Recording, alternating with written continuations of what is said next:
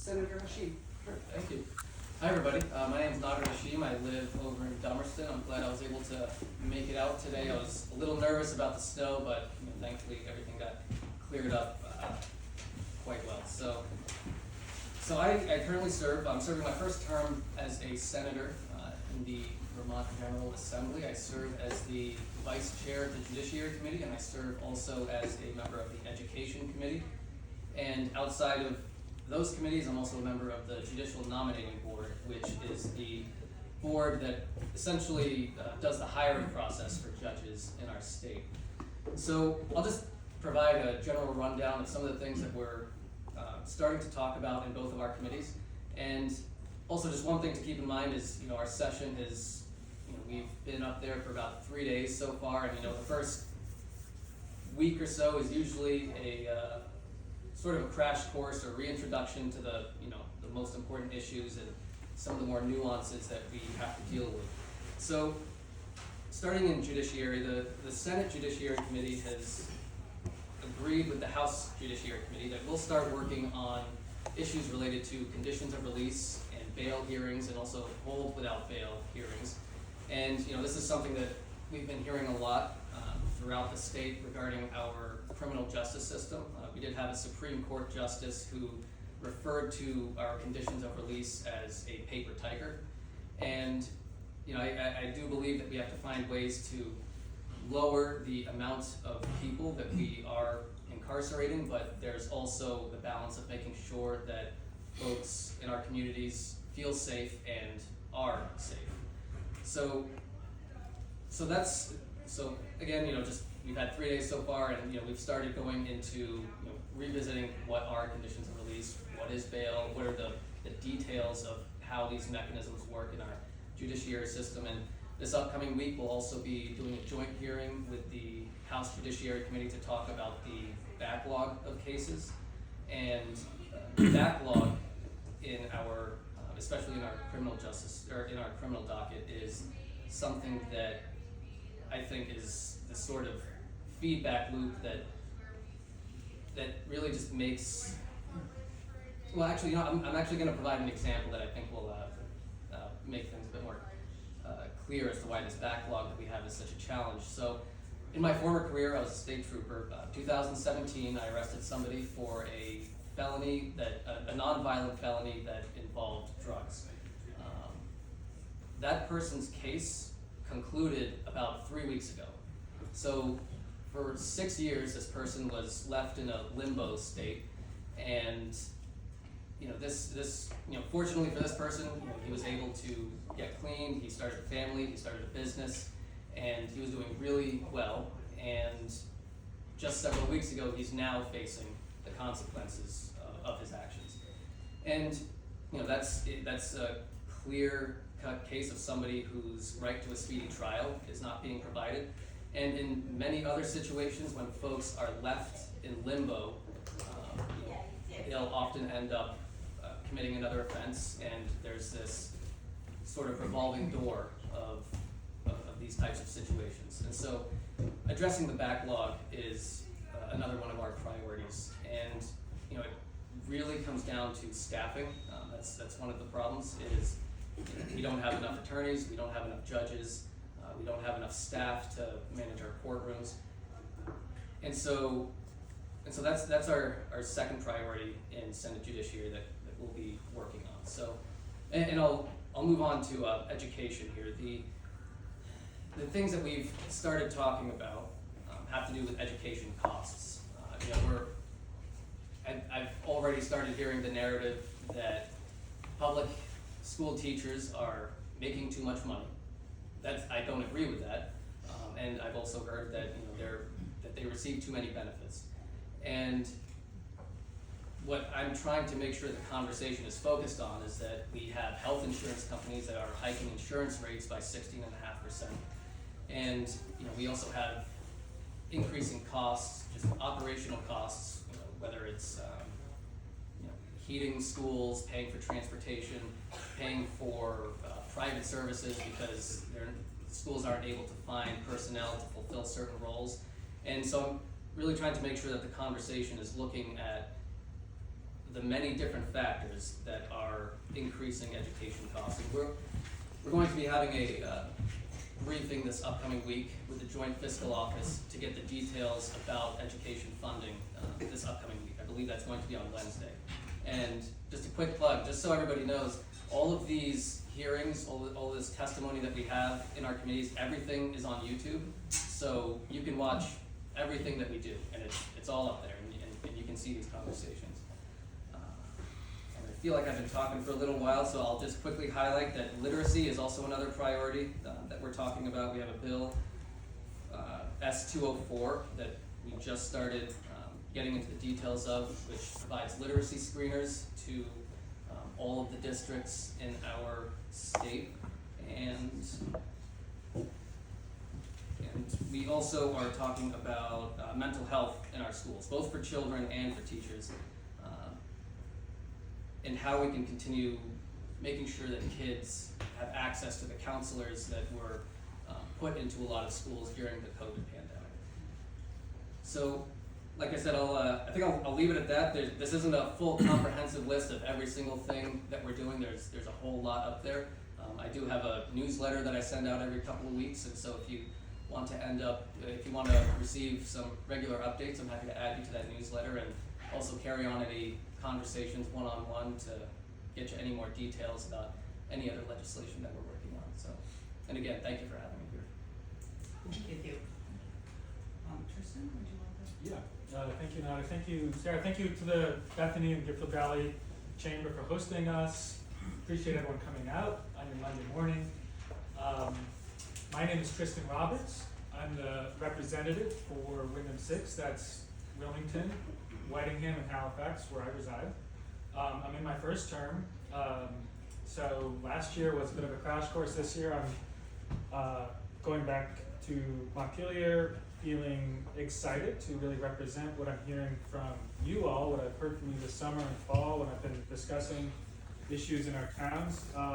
And a lot of what I hear is concerns about increasing cost of living, increasing taxes, and concerns about public safety.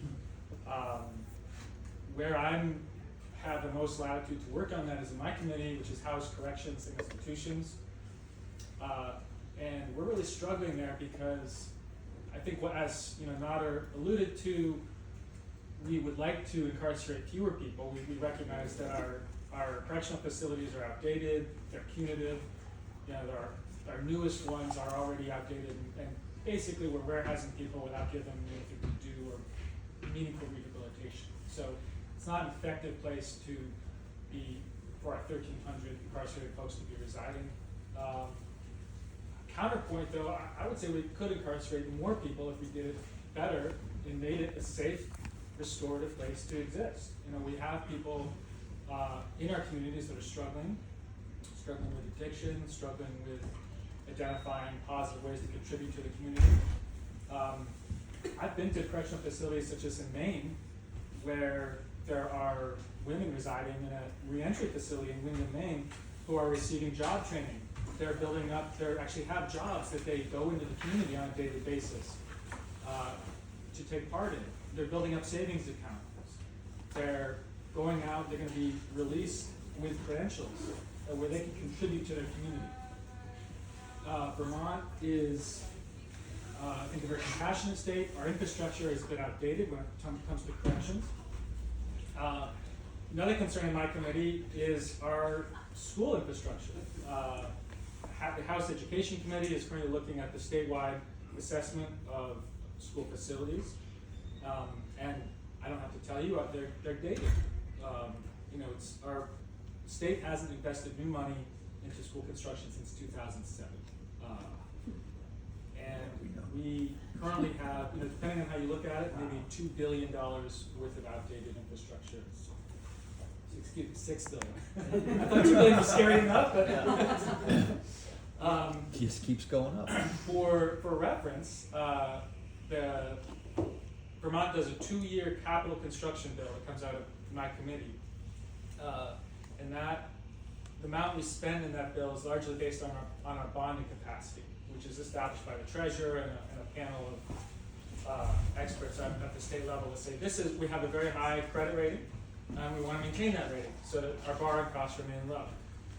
Now, to do that, the current 2-year capital bill that we're in is about $126 million of spending over 2 years, and that's across every part of state government where there's buildings, construction. That's the schools, that's state parks, that's the Capitol complex, that's the Department of Health, that's corrections. So $6 billion in school construction needs. When you look at a 2-year capital bill of $126 million, you wonder, how are we going to make this work? So I have questions about that. And as someone who, my family, we're pregnant right now. I'm having a new child.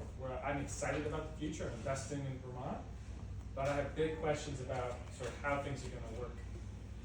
Some of the bright spots I'm looking at are ways to keep, if we look at the thriving downtown here in Wilmington, encouraging businesses to be able to expand and grow here, keeping dollars local. We know that when we keep money recycling through the local economy, that generates more economic activity locally, that generates more tax dollars, that generates more prosperity. So I'm looking for ways to do that, looking for ways to keep our youth, give our youth pathways into meaningful jobs in the community where they can contribute and start to build equity in a home or find an affordable place to live. God bless them if they can do that, but we need to try. And I'm trying to look really squarely at our opioid crisis, as I think all the legislators are. It's something that's affecting everyone in the state. And I think we need to address the disconnect between so many in our community that are struggling with addiction and those that are footing the tax bill. And I'm working on that as well. Love your questions. I'm sorry I was late. I will be able to stick around after for one more one-on-one conversation. I'll stay here. Good morning, everybody. I know a lot of you. Also, I want to give a shout out. Thank you very much, Bethany, and the Chamber for doing this. I think it's so important to provide opportunities for communities to engage with their elected representatives. I hold offices of Laura Sibilia. Laura Sibilia, I have had literally about an hour and a half sleep coming back on a flight that got delayed multiple times. So my synopsis may be a little slow this morning, so I may need to really crank into the memory banks for a second to get answers to some questions. But I do want to thank you. This is really important, and I appreciate you all making time to come out and talk to us. This is how government is supposed to work. I am starting my 10th year in the legislature, and my district, the district that I am representing right now is Wilmington 2, which is Jamaica, Wardsboro, Stratton, Dover, and Somerset. I was previously elected to a district that no longer exists, Wyndham Bennington District, and we'll leave that there. Some of us fought really hard to keep that district in place. So I am the vice chair of the Energy and Environment Committee in the House. Previously served as the vice chair of the Energy and Technology Committee in the House, a committee that I worked to have created to help address on a more full-time level our telecommunications challenges that we have had in the state. My focus in the legislature over the last 10 years has been on rural infrastructure. Really thinking about the condition in our rural communities, the investments that we're making as a state, checking and saying, is that happening in our communities? Are our communities paying for things that are not happening there? And how do we make sure that we're including everyone? Along those lines, I am the co-chair of the Rural Caucus, a nonpartisan caucus. Representative Roberts is also part of that in the House, as well as a co-chair of and founder of the National Guard and Veterans Affairs Caucus in the legislature. This year, I expect to be working on, again, rural infrastructure, in particular, hardening of our electric infrastructure. For those of you who've had a lot of unreliable power issues, we've had some permitting issues in terms of moving a lot of our lines out of the woods into the right-of-way, hardening them so that the lights stay on.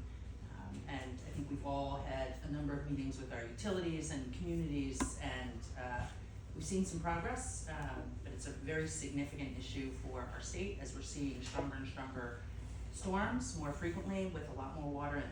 And so hardening our infrastructure, our electric and telecommunications infrastructure is a real priority for me. Climate change adaptation in general is a real priority for me. We will not stop climate change in Vermont.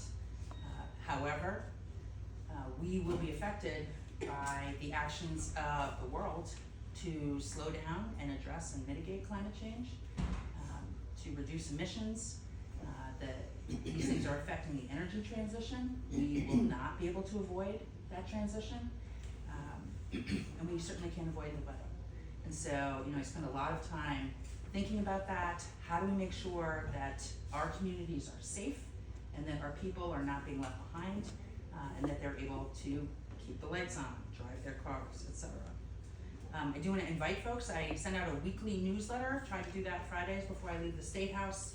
You can sign up on my website. I also periodically hold forums in Dover and in Jamaica.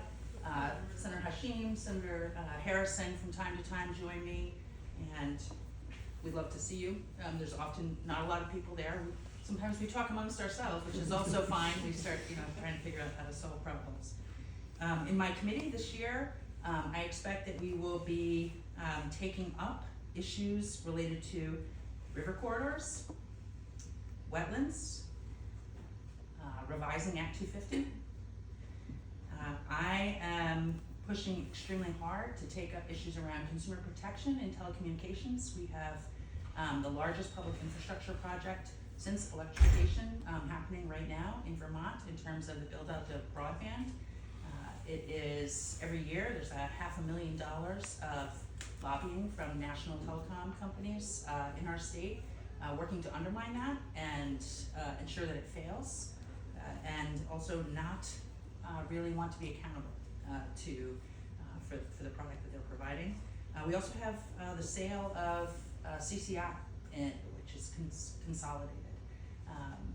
That we still have folks that are really reliant on that copper infrastructure, and making sure that it works and that it's maintained regularly is, I think, a very important issue of public safety. So, could talk about any number of things, but I think we'll leave it there.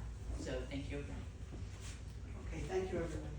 All right, so just to reiterate, I'm going to be calling on people. I'm going to ask you to say your name, where you're from, and you can also specify if you want this question answered by all of the representatives here, or if you just want to direct it to a specific person. So with that, I will open it up. Please raise your hand if you want to ask a question. If I don't see any hands, I'm going to start calling on people. I've been a substitute teacher. You're a test leader, sir? I've been a substitute teacher for a long time. Take roll. I didn't take roll because I don't have to report you if you're retarded. Go ahead. So, Therese Lounsbury, I'm town clerk here in Wilmington. So, River Corridor obviously touches a lot of things that have been going on. Some scary situations. Fortunately, we missed, we lucked out July and December of this past year in that circumstance. And if I had Bucky Boyd here, he would passionately talk about how every spring we used to dig out the channels of these streams and riverbeds to better, used to be able to fish a lot of these streams. You can't anymore. I live next to Beaver Brook. It's not a brook anymore. And it's the situation of the debris left behind, all the gravel left behind, means the river is finding other ways to move, which means it's eroding more and more of the sides of our riverbeds and everything. So it's changing the pathways of that, and I get the let's not mess so much with Mother Nature, and let it do what it needs to do. But when it's leaving behind debris and things that are not natural to the work of the stream, then it needs to be addressed. and I know part of the river corridor thing has been a big deal, and part of that too is getting Montpelier to look at it not as a flat map, that's an elevated surface. I mean, I battled that at my house, and in terms of, you know, making an appointment to get somebody there from the state to stand there and look and say, oh, you're right, you're 25 feet above the brook. So there isn't an issue of, you know, erosion and so forth. So it's a real concern, I think, and again with these things, it's, you know, emergency preparedness. I still don't think we're prepared, and I think there's more that can be done, and I guess it would be good to know what doors to knock on to say it's time to address, you know, some of these situations and do it responsibly. You know, there are ways to get into the rivers and stuff responsibly with you know, bucket loaders or whatever it might be to do that work. So there it is. You wanna comment?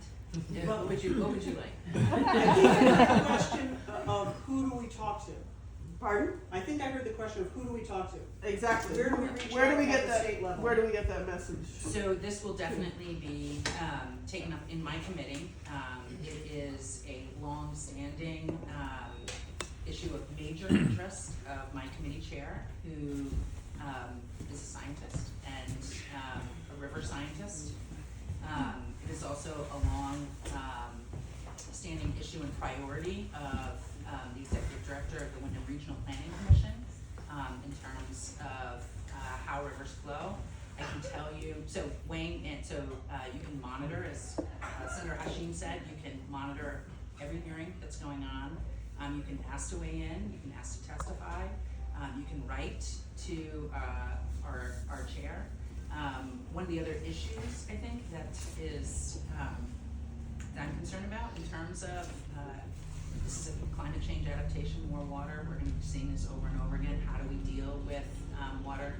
We, you know, all communities are not the same, and all communities do not have the capacity to deal with this on their own. So there are some communities who are like, please, we do not actually want to deal with the river anymore. You know, we would like the state to deal with that. I can see some utility to that. I also makes me really, really anxious because I don't know that the state has the capacity to do that and be responsive to our communities. So, but I'm happy to, I will be reporting on this, happy to connect. So I think it's very important to walk in. What I've heard is assurances that any recovery bill from the flooding of this year will include, or must include, action around river corridors. So. Yeah. If I could just, the name of the chair you would reference? My chair is Representative Amy Sheldon. Just briefly, I'd add to that. That's in Representative Sibilia's committee, as she said. I would also suggest, are there many other towns that are grappling with this? So, you know, Barry is an example of a town where they have they built the whole town around a really man-made river corridor, and they want to be able to address that, and they're looking at that. So, you know, talk to other towns that are struggling and see what their approach is and network. Thank you. And just in response to that, you know, whose door you can knock on to talk about this, I would recommend, or actually I could connect you with Senator Chris Bray, who's the chair of the Natural Resources and Energy Committee in the Senate. I know he has a bill regarding river corridors. You know, to be candid, I don't have the details off the top of my head right now for that particular bill in his committee, but I can get you connected with him, as well as the legislation that we're working on. The other committee that you might want to connect with, or that I could connect you with, is the Economic Development Committee.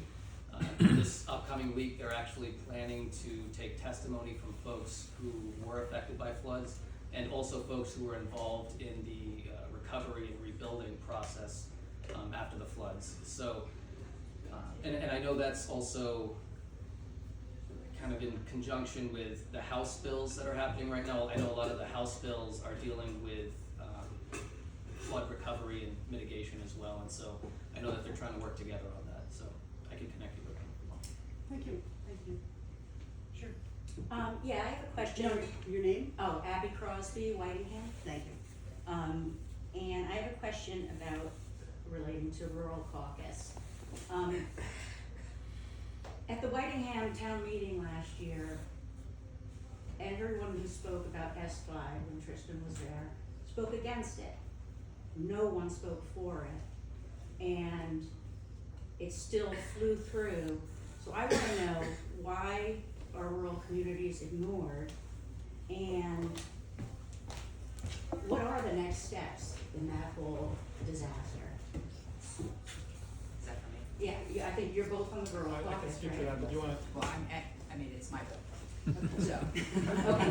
Would you like me to? Yeah, say? sure. Why don't you go first and I can have a. I would just first note that it was not a rural caucus bill. Right, but rural caucus, doesn't rural caucus mean you're supposed to help rural areas? Well, let's start there. Yeah. So Rural Caucus is a group of legislators who are interested in commonly shared legislative proposals across the aisle, across the political spectrum, that they can get behind and work on together. And S5 was not one of those. S5 did not break down as a kind of bipartisan issue. So it was not a Rural Caucus issue.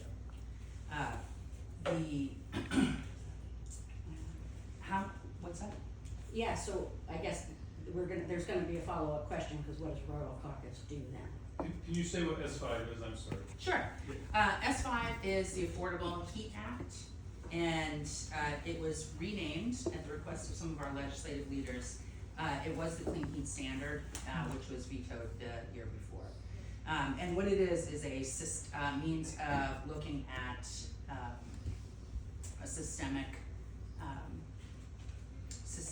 here we go, the synapses are not gonna fire correctly on this. Searching for the word. Yes, it's a systemic change of how we heat, kind of managing that to ensure with the energy transition that we are not leaving rural communities, poor communities behind. Folks with means are already participating in the energy transition, already driving electric cars, have heat pumps in their homes, etc. And so S5 is a multi-year process, and right now it's with the PUC, the Public Utility Commission, and I wrote a lot about this, Abby. I'd be happy to send this out for you, and including how you can participate in the Public Utility Commission process, which is a public process.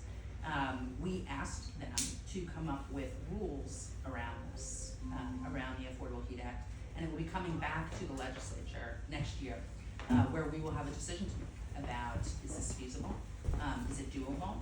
Do we have to make changes to it? And if so, let's make those changes. Right, but if you wanna know what S5 really is, it's putting a tax on all of us who are not having heat pumps. So not only if you do have a heat pump, is your electrical gonna go up, because electrical starts with a lot of fuel. But if we have recent furnaces with oil or propane, when this kicks in, we're gonna get charged a significant amount per gallon. And even if you have a heat pump, you're also encouraged to keep your old heating system, so that when it is minus 23, like we had a day last year, heat pumps can't handle that. So in my house, we have propane, we have oil, and we have wood. And we're not going the heat pump route, because we spent a fortune on all of those things. And so what you're gonna do is you're gonna force me to pay a tax, so that you can create carbon credits, so that very wealthy people can justify their homes having air conditioning in one wing, and at the same time they have heat in another wing or whatever, and they can buy carbon credits, and they can have private jets, and they can fly wherever they want. I'm gonna interrupt you, because that's not actually how it will work, and if that's what is brought back to us, it's not something that I would support moving forward. In fact, this process is intended to put in place incentives to ensure that particularly lower income folks have subsidy and incentives to switch or not switch, to weatherize, to add, which is a key aspect of this, of using less fossil But fuels. somebody's So, gonna excuse ask me, me excuse me. that. I'm gonna ask you not to interrupt, Yeah. okay? So- This is supposed to be Yeah. not, it's not a conversation. Yeah. Well, I'm Did down I? the I'm list. sorry, You did did. I interrupt? It's okay, but she'll say. I know, She said but nothing. it's starting to become a one-on-one Sure, no, I conversation, and I'd like it to stay a room conversation. I got you. So did you have something else you wanted to say? Because Laura just said she did stop you, so did you wanna keep going? Yeah. Okay. Alright, so do you wanna keep going? Yes, I would just say, there's been, a large amount of misinformation that has been bought. Yes, there actually has been. We can get you the campaign finance reports. Big oil has paid to put misinformation in here. One of the largest, pieces of misinformation is that this is done. You know, it's, what's done is saying to the PUC, we want you to go and tell us how to do this. And we want you to focus on folks with low income and come back and tell us we're particularly interested about cost, we're particularly interested about access, and we want to revisit this, and we will revisit it. And I will assure you, Abby, you know, I heat with wood, and I also have propane, and I've had pretty unreliable power. And I expect probably those things are going to continue. You know, for myself and my neighbors that heat in the same way, I would expect the benefit to them of this kind of a systemic transition would be for weatherization. And, you know, we can't just eliminate fossil fuel usage, but looking to reduce it. And I would also, just as a last piece, this is not a tax, and I would also note that my neighbors were paying double the cost for fuel last year that they were 2 years ago. Double. And so we have no control over that, none. And so I feel like we have a responsibility to our constituents. That is completely unaffordable. And that wild ride is going to continue. Those are globally regulated prices. And the entire world is disrupting the energy markets and transition. So happy to do kind of an S5 deep dive. Also happy to connect you, as I said, to the PUC process, where you can weigh in and make sure that you're getting the latest information and facts about how that's proceeding. Could I just briefly speak to that? Mhm. And then, you know, I did hear overwhelming, lots of feedback during all 3 town meetings that voters were not happy with S5. It would have been an easy win for me with voters to vote no on S5, and I came very close to doing that. I voted for it because what I heard from voters, when I went below the surface of the questions, I looked at all the questions I was getting on the Affordable Heat Act and thought, well, what am I really hearing from people? I'm hearing concern, everyone's concerned about just feeling out of control when it comes to heating prices going up and down, being unreliable, people feeling like we don't even know what's happening with our climate, and things are changing rapidly, that we need some kind of roadmap. We need some kind of plan to at least look at the situation and say, gosh, how, if we just sit and do nothing, I mean, you know, we have, according to reliable estimates, you know, I'll be the first to acknowledge that this keeps getting pushed out, but according to current estimates that are accepted by some, you know, everyone worldwide, we have 26 years of fossil fuels before we're happy as a globe. Now technology comes along, humans do things, we innovate and we tend to push that out. How do we innovate? We get together, we come up with a plan, we do things as a community to respond. The fact that the Affordable Heat Act as passed last session does not commit us to anything, it commits us to study.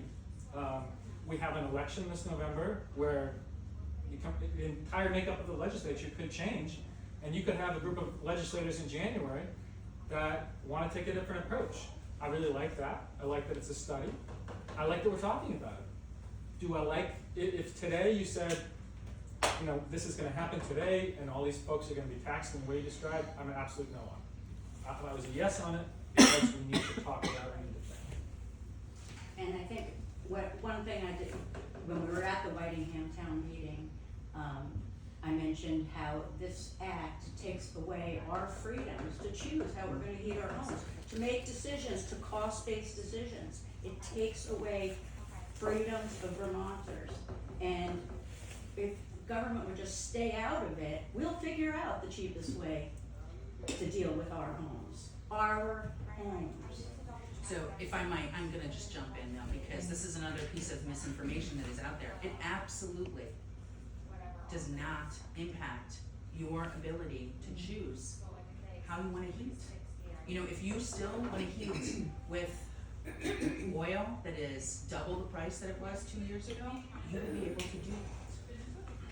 But you're gonna be putting on an additional cost onto Okay. it, because someone has to pay for winterizing a stranger's house. So that's, I mean, it's just obvious. Abby, I think I'm gonna ask that we move on from this because we have other people, but I really encourage you and Laura to connect, and you and Tristan, because I think that it sounds like she's coming from one place of information, you're coming from a different place of information, and hopefully you guys can get together and clear that information up, so that you guys are all working off the same page. So I appreciate, but I think we need to start on a different topic. Me? Yeah, you. Hi, Randy Capitani. I live in Dover. I'm also the publisher of the Deerfield Valley News, for those of you that don't know me. My late mother-in-law, who was town clerk in Dover for many years, always used to quip that the scariest time of the year is when the legislature is in session. Some years she was right about that. And I want to thank all of you for being here today. It'd be nice to have a full contingent. That didn't happen. The governor, in his State of the State address, talked about affordability and keeping Vermont affordable. And there is a little overtone of what Abby's talking about in that, at least the perception that Vermont is becoming unaffordable. Then you have the Speaker of the House and the Senate Pro Tem President talking about we have problems to solve. And we do. How do you marry the two together? It's a big picture question, but it comes down to sometimes the issues that are big picture problems to solve aren't necessarily the problems that we have here in our rural community. How do you guys cut through and get leadership to understand the problems in small towns are different than the problems in Burlington or Rutland or White River Valley? How do you do that? And I know that's hard, so I'll leave it to you guys to carry our message. I'm gonna ask, we're gonna start at the other end of the table Yeah. first. Yeah. So, in the sense I'm getting, it's kind of, like you said, it's more of a big picture question, and you know, at least in the Senate, you know, you're dealing with a much smaller number of folks who you have to talk with to get legislation moving, and you know, really what it comes down to is just having those one-on-one conversations with the pro tem and also with chairs of the committees, and it's how you develop those relationships with those individuals who do guide the Senate or the other chamber, and making sure that the needs for the area that you're representing are very clearly impressed upon those individuals. And you know what I mean by that is, you know, probably at least every other day I'm stopping in the pro tem's office for a conversation and a cup of coffee to talk about what's happening here in Windham County, and also to talk about what I hear from folks in Windham County about what the needs are. And I think that's really the simplest answer I can give as to how I get across to leadership, you know, what the needs are for more rural communities. And I feel that they listen, and I feel that, you know, with the relationship I've been able to build with them, that you know, they take my considerations seriously, and they try to incorporate them into what the plans are. So that's kind of the high level response, my answer to your question. Thanks, Leonard. Randy, do you know what the 3 most common words that I utter in the State House on a daily basis are? Any guess? Well, it's not the seven most dangerous words, so. So you're not Ronald Reagan. It's 9 most dangerous words in English language. The three words I utter probably as much as any others are Halifax, Whitingham, Wilmington. Yeah. I say these words over and over again. Not Halifax, Canada. I need to say that. Burlington, Chittenden County, Montpelier, Rutland, Brattleboro, Bennington. People know these, most legislators have heard of these places. Many legislators could not put Halifax on a map, or Whitingham or Wilmington, I'm sorry to say. And, you know, I had a predecessor, one of my mentors, predecessor in the legislature, gave me this advice. And Manwaring said, when you have a chance to, you're talking about an issue, say something, you know, talk about, well, I had this legislative breakfast at the Village Roost in Wilmington, you know, name specific places, paint the picture. I'm a writer, I'm a storyteller. You'll notice some of my public work I do is storytelling, and I do that on purpose because there is certainly a lack of understanding of our small towns. Yes. And I'm one legislator out of 180. I'm very lucky to have really excellent colleagues like Representative Sibilia, who's a strong champion of the Valley. Senator Hashim, this isn't even his district, technically, but he's here. Wilmington, yeah. Wilmington is Yeah. not. We have weird Senate districts, but I talk a lot with our senators, both Hashim, Harrison, as well as Campion and Sears. And I just talk about things. I talk about what I hear from, you know, I have a nearby neighbor who, you know, put the other guy's signs all over their driveway, and I hear from that neighbor, and I relay those conversations to my colleagues. Because when it comes to issues like overdose prevention centers, when it comes to issues like school construction, issues like PCBs in schools, issues like taxes, there is an urban Chittenden County oriented frame on things. I'm, again, 1 out of 180, but I just try to do my best in every conversation. Halifax, Whitingham, Wilmington, what are the needs here? What's going on here? Can I add one more quick thing? Is that okay? And just one more addition to that. Another thing that I also try to do a lot of is to make sure that is to try to get folks from Windham County to testify in the legislature and the different committees. You know, I think, you know, I can talk as much as I can in my own committees, but to have voices from this district sharing their experiences, whether it's in judiciary or education, I think that's critical. You know, for example, we're going to be talking about PCBs and school construction in the coming weeks, and you know, I'm planning to have folks from Bellows Falls, both the school board, you know, principal and superintendent.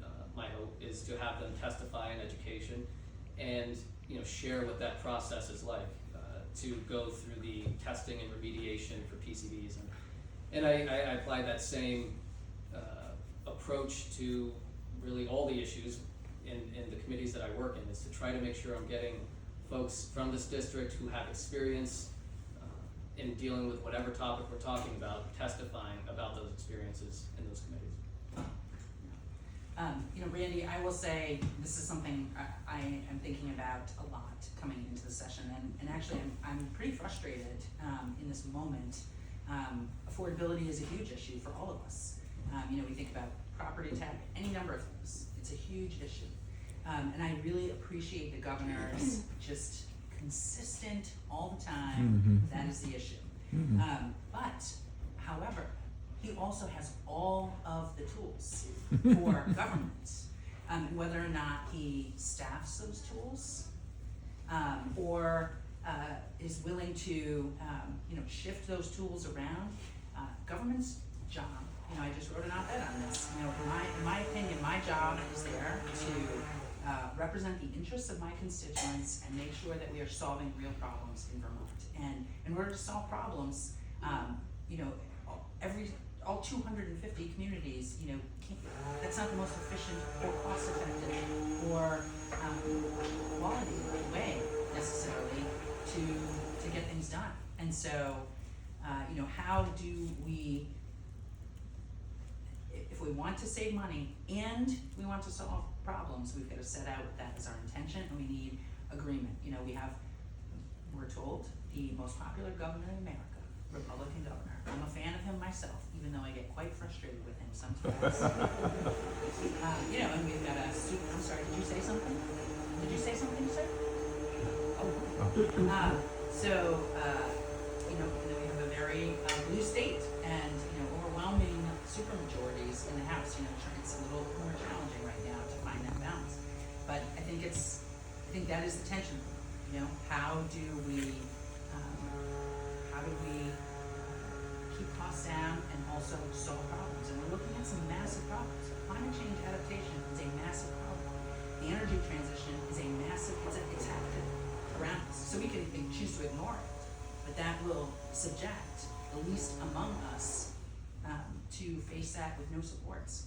You know, our telecommunications, same thing, the digitization of everything. You know, we can choose to ignore that, but it's our communities, and it's the poorest people in our rural communities that are left behind when we do that. So it's a tricky question, and it's a good question, and it's an appropriate question. And I appreciate the governor's highlight on it, but we also like him to show up and say, here's how we solve this affordably. Yeah. Yes, my name is Pam Baker, I live in Halifax. I am a nurse, or still licensed, unfortunately I can't work any longer. I have a small income from caring for my sister. I also take care of my mother, who's got dementia. And my income from caring for my sister is going to be cut $12,000 this year. That's a pretty significant amount of money for us. I will start out by saying, and that was just for reference, I will start out by saying that I actually agree with Mr. Roberts that we are largely ignored down here in Wyndham and eastern Bennington County, or is that right? West, Eastern. yes. Yeah. When you watch WCAX, they literally go from Bennington to Keene. We had a murder a couple of years ago in Brattleboro. Never made WCAX. How is that even possible with the number of murders we have in the state? And of course, that was a few years ago. It certainly increased a great deal since then. But on the other hand, we have to go. I have to get back to my responsibilities. All I can say is that with the cut that we're getting, the increases in taxes that we're looking at, I don't know how we're going to make it. Certainly, we haven't had a vacation in many years. Not going to have one this year either, although we were hopefully planning on it. Then we got notice that we're being cut, so that's that. But you have to stop spending our money,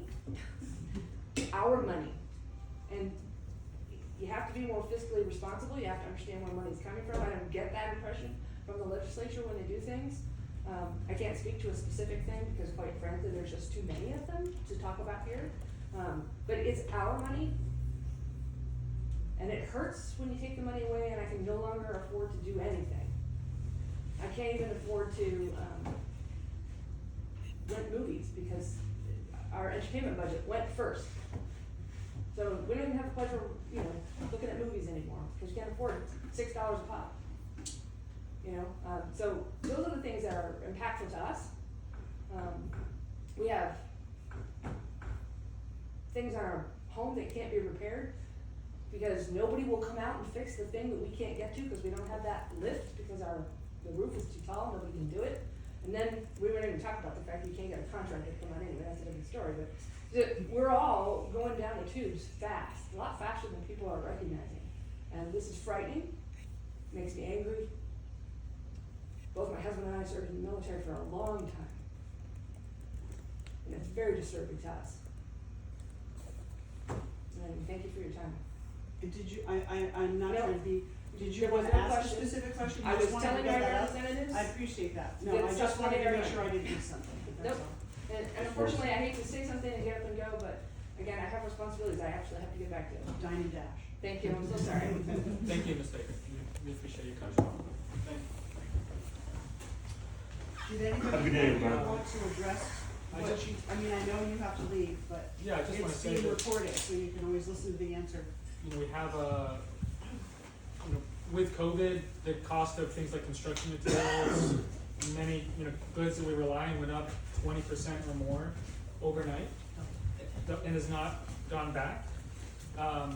There are, overall, the cost of living went up something like 11% last year, and that affects, right, we've been doing our budget in the Halifax Select Board, which I serve on, and we're looking at something like 20% increase in our budget, and we're going through line by line saying most of this is outside our control.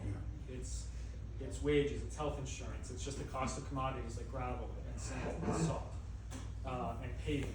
So should we let our asphalt roads deteriorate a little bit more this year and save that money, maybe somehow bank that things will be less expensive next year? No one has a crystal ball. I think, it's a really good question that Ms. Baker raised, and sometimes I think, take the women's prison. We have a deteriorating prison in South Burlington, where incarcerated women there are dealing with sewer flies, they're dealing with ants that get into their food. They have a windowless room where they get to visit with their kids.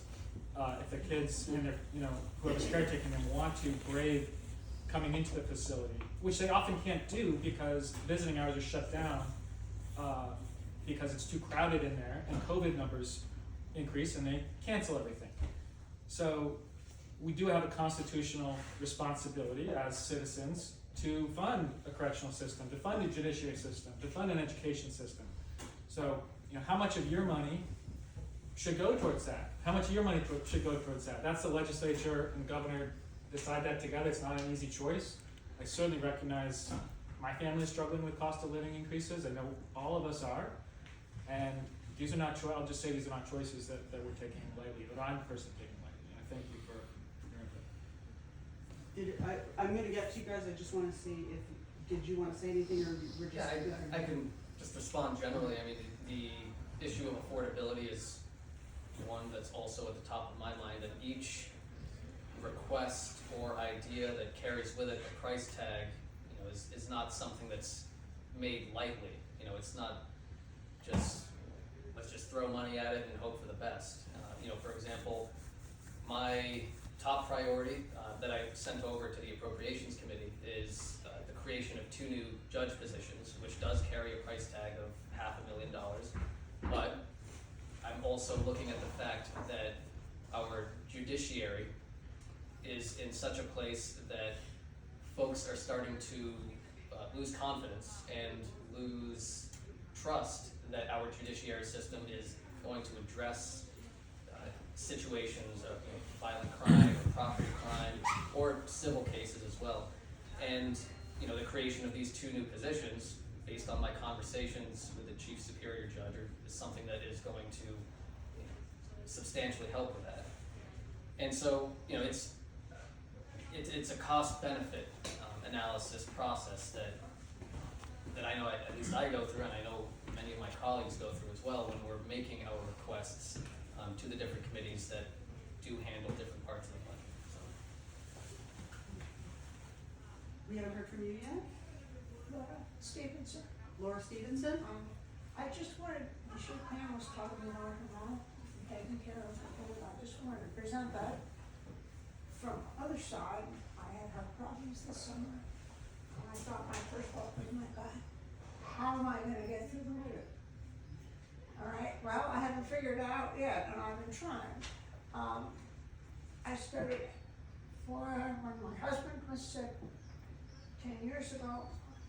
There was a list at the clinic of people you could call. It's gone. You can't even find it. I know we pay these people, okay? I'm not saying they came in free, or they're being free to pay by somebody else. They're just not there. And my neighbor has broken her hip and is probably stages of dementia. She's depending on the kindness of strangers. And I've gone in twice and found her on the floor unable to get up. This is not good. And can something be done? That's a terrible percentage of people my age are living in Vermont now. We can't all be healthy for sure. Can there be something done more for social medical services? Just dressing people the shower. It doesn't even have to be fancy. And then the other question, of course, is how come this stuff disappeared in 10 years? I'm not really asking for, I'm asking for comfort. I'm not asking for an answer. It's somewhat rhetorical, but no, it's a No, Laura, completely legitimate question. can I just speak to Yeah, of course.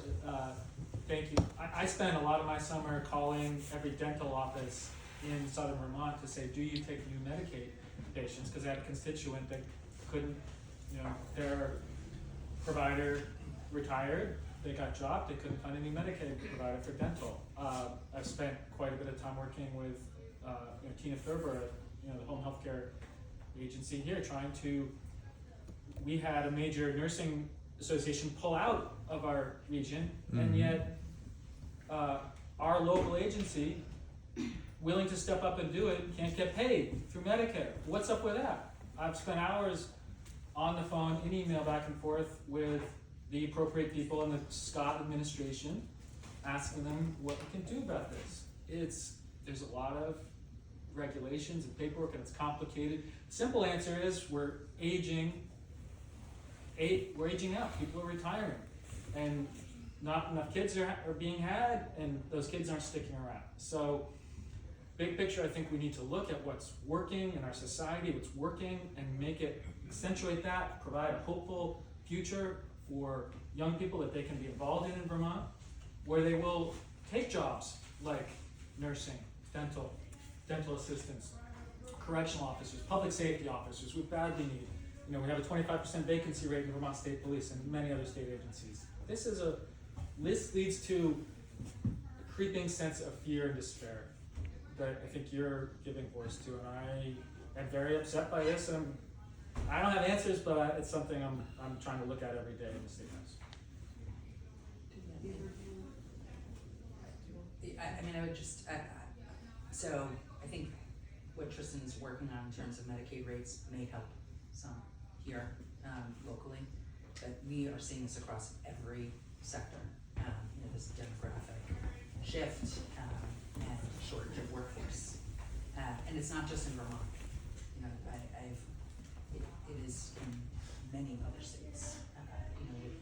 With baby boomers kind of coming out and aging, it's really shifting our whole demographics. And I think what it really requires us to do is think a little bit out of the box, and rather than just saying, I think we can understand why this isn't working anymore, and we've got to come up with different solutions. Again, I do think that Representative Roberts on this specific issue is looking for Medicaid dollars may be able to impact this here. But larger scale, these are real challenges with healthcare, law enforcement, and everything in our schools. Finding teachers. So I can thank you for sharing that. I can touch on a few different things that we're working on that is kind of in this area that that you had talked about. But first, I'll mention that Rescue Inc., Drew Hazelton, along with the Brattleboro Memorial Hospital, they're starting to work on this sort of hybrid healthcare program where EMTs and paramedics are actually going to different houses, not to respond to emergencies, but to check up on and follow up with people who may have mobility issues or are recovering from an illness, because transit to go from a rural area to Brattleboro Memorial Hospital or Grace Cottage is a huge challenge. And so bringing the healthcare to the home, I think, is one effective approach. So that's one thing that's happening here locally. On the state level, we are working, or we did pass these interstate compact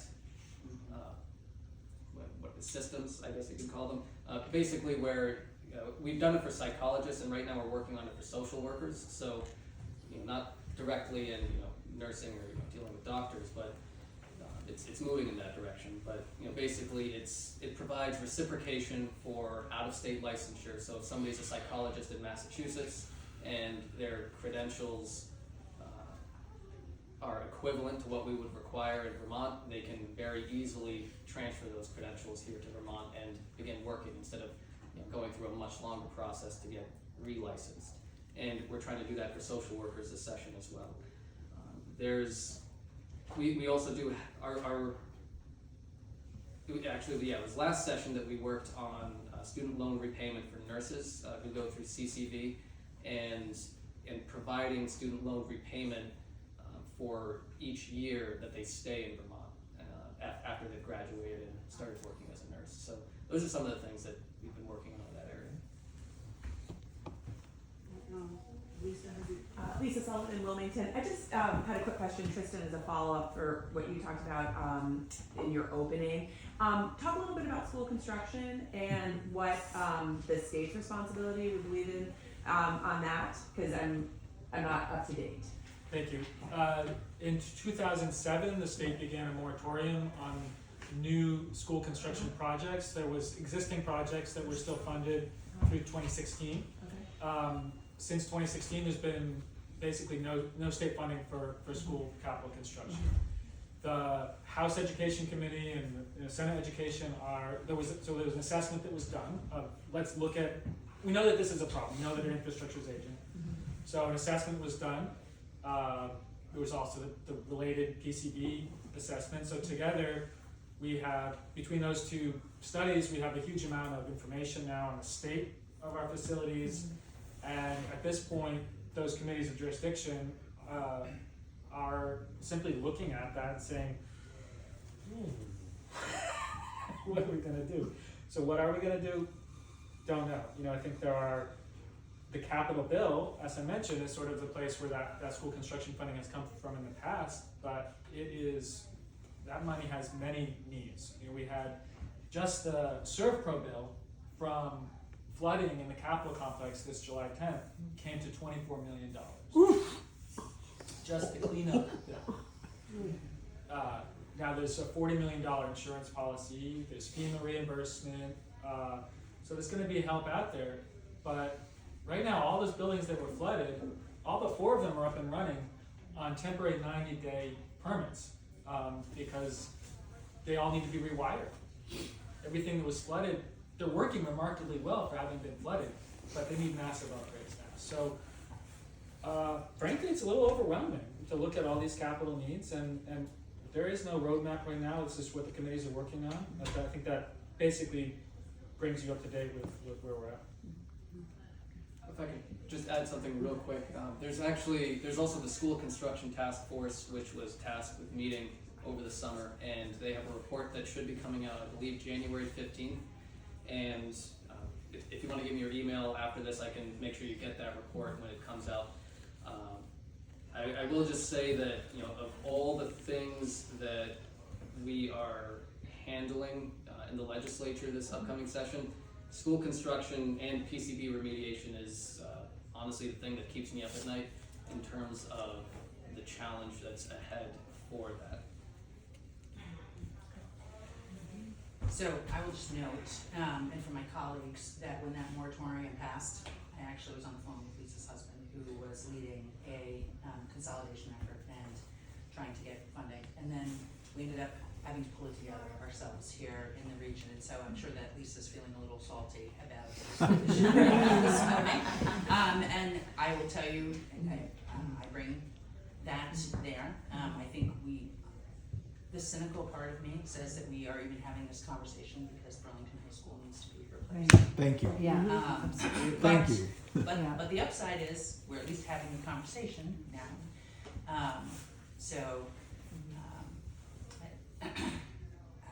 I'm worried, and that is not something that I put into my opening comments about what I would be looking at, but I will be watching again education, finance, and property taxes. We fought so hard here. Our town, Dover, paid to put extra effort into that for years. Our towns have fought for that, and finally got some justice. But the fix we're seeing some unintended consequences, or maybe so maybe intended. So we'll be working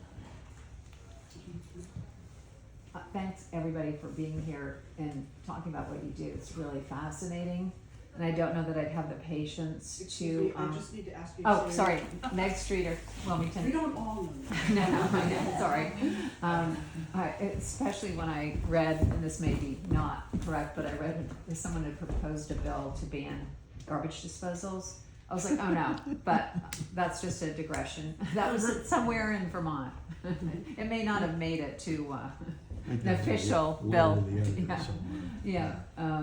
But I remember a meeting with Governor Scott here probably about 5 years ago, and he sounded the same, but he had it was a little more dire in terms of population growth. And I'm not up to date on the latest numbers, but I know Windham County gained maybe 1,000 or 3,000 people, but I'm just curious, what is the current state of population in Vermont overall, and how's it looking from your perspective? I don't know the correct number for population. I've seen a couple different We're figures. sort of a lagging, our data is always lagging a little bit. You know, we saw 6,000 people come in the first year of COVID apparently, but apparently that then went to sort of net zero was what I heard.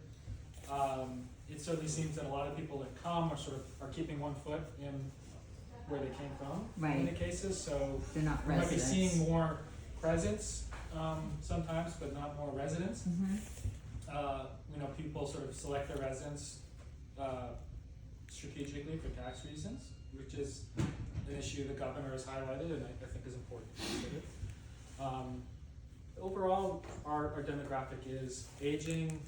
We're having trouble housing. You all know we're having trouble housing people that want to come in for jobs, and we're having trouble housing people that want to grow up here and stay here and work. So this is the demographics.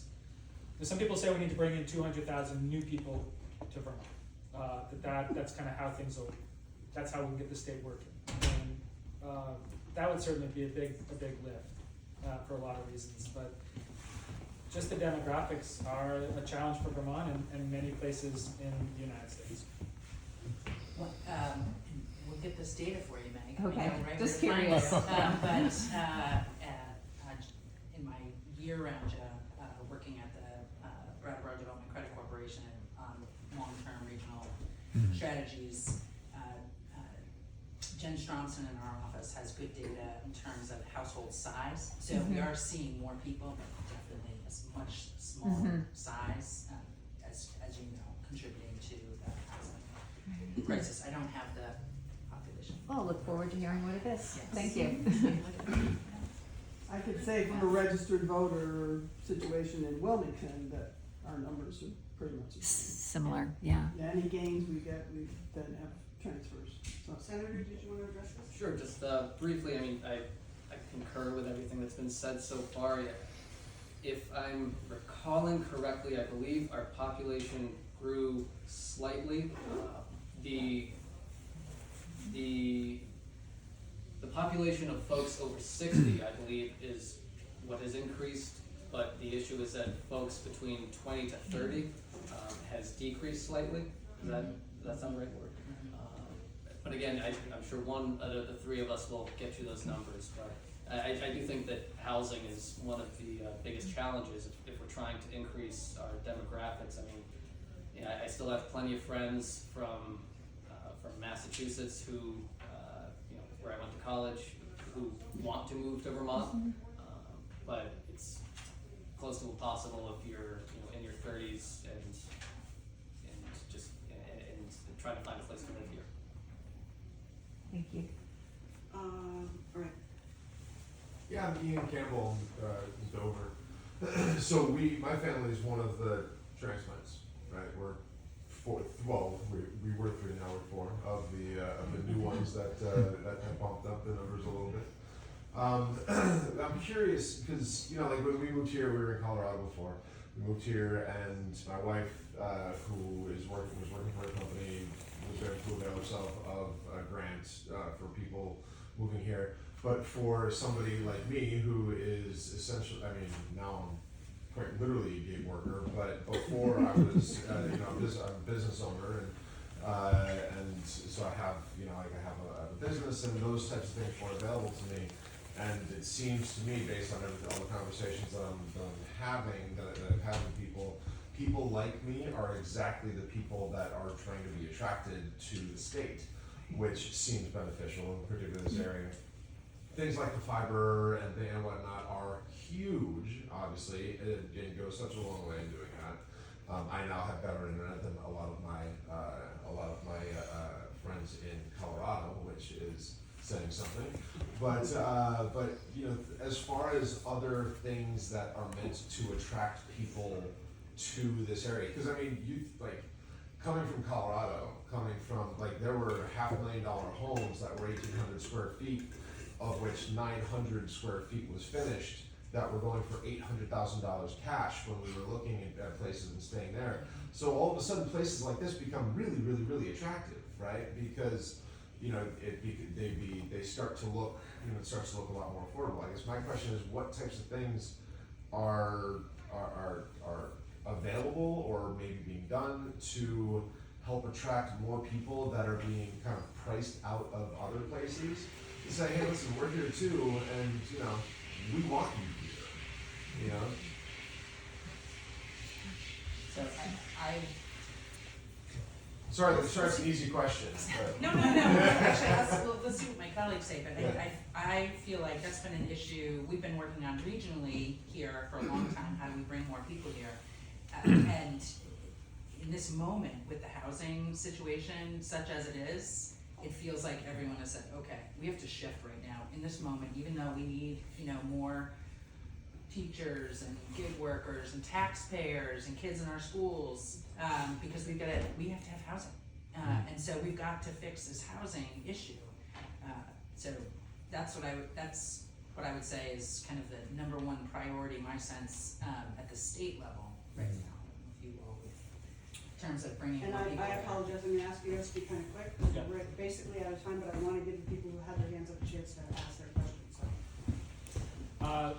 You know, I visited Colorado for a wedding this fall. I drove to Raleigh, North Carolina and back this fall, and I was struck by how developed the landscape is in other parts of the United States with just commercial development. You may drive through Delaware and it's, you see these massive factories putting stuff into the air. You're like, what is that? I don't see that in Vermont.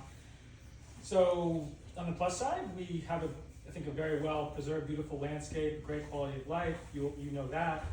On the downside, all those things that you see in other states are add jobs, add economic prosperity, add reasons to be there. So Vermont has a certain history with that, which has gotten us to this point. I would agree with Representative Sibilia.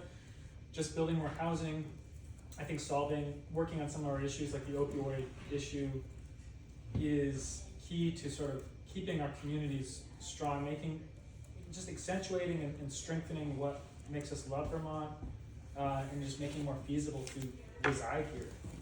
I think in other ways we've done a great job of keeping Vermont beautiful and accessible for folks that want it. Yeah, so I appreciate that question. I think you know, there's two main points I can talk about. You know, at least in the education committee, you know, we talk about how we're advertising our higher education in this state.